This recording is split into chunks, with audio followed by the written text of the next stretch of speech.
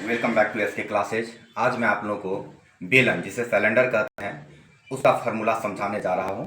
ठीक है। अब देखिए जैसे यहाँ पे मैंने लिखा है बेलन।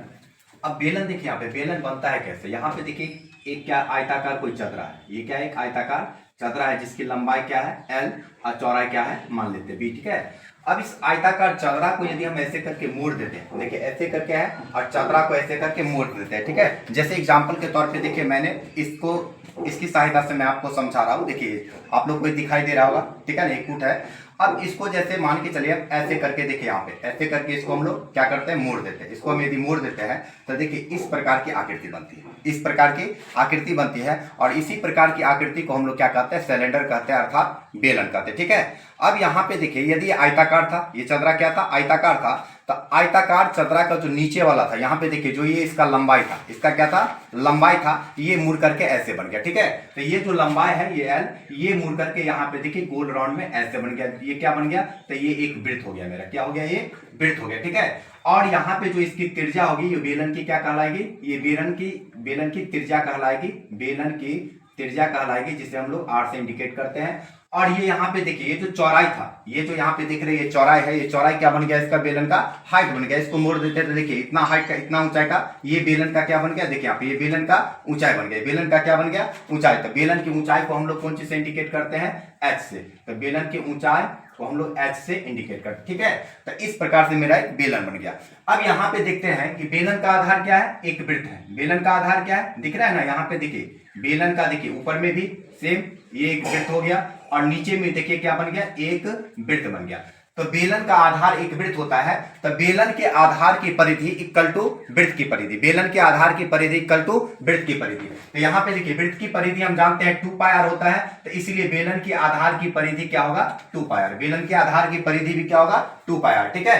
अब वृत्त है, आधार वृत्त है, तो बेलन के आधार का क्षेत्रफल इक्वल टू वृत्त का क्षेत्रफल। तो बेलन का आधार का क्षेत्रफल क्या हो जाएगा? वृत्त का क्षेत्रफल पाई आर स्क्वायर। तो बेलन के आधार का क्षेत्रफल भी क्या हो जाएगा? पाई आर स्क्वायर। ठीक है। अब आते हैं बेलन का आयतन। देखिए आयतन का मतलब होता है कि उसमें कोई भी चीज कितना अट सकता है। ठीक है ना। आयतन का मतलब होता है कि उसमें यदि जैसे मान के चलिए कोई बेलनाकार बर्तन है तो उसमें यदि हम किसी द्रव को रखना चाहे, किसी वस्तु को रखना चाहे, जैसे उसमें पानी रखना चाहे या चावल रखना चाहे, कितना रख सकते हैं वो उसका आयतन कहलाता है। ठीक है। तो इसका बेलन का आयतन होता है पाई आर स्क्वायर एच। अब देखिए पाई आर स्क्वायर एच, यदि बाय द वे हम ये भूल जाते हैं कि बेलन का आयतन पाई आर स्क्वायर एच होता है तो हम कैसे निकालते हैं?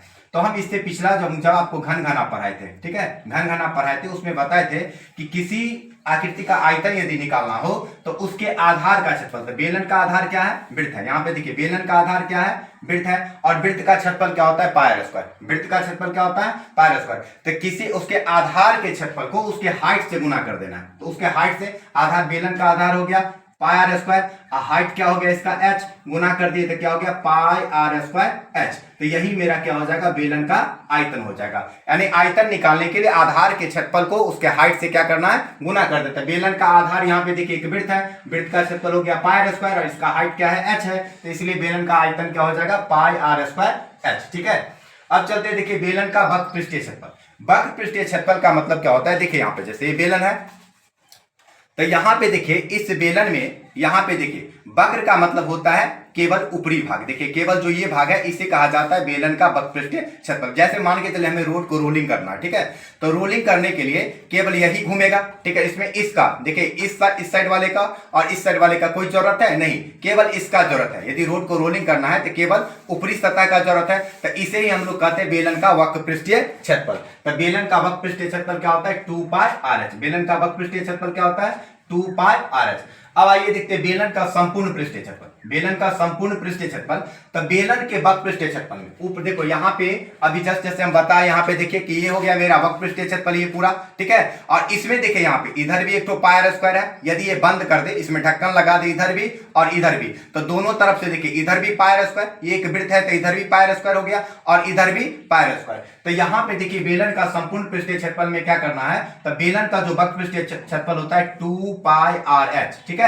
और नीचे भी एक वृत्त है, ऊपर भी एक वृत्त है, तो दोनों तरफ तो कितना? 2 पाई आर स्क्वायर को इसमें क्या करना है? ऐड कर देना है, जोड़ देना है। ठीक है। अब देखिए दोनों में कॉमन क्या आ रहा है? 2 पाई आर कॉमन आ रहा है। क्या आ रहा है? 2 पाई आर कॉमन आ रहा है। इसमें क्या बच गया?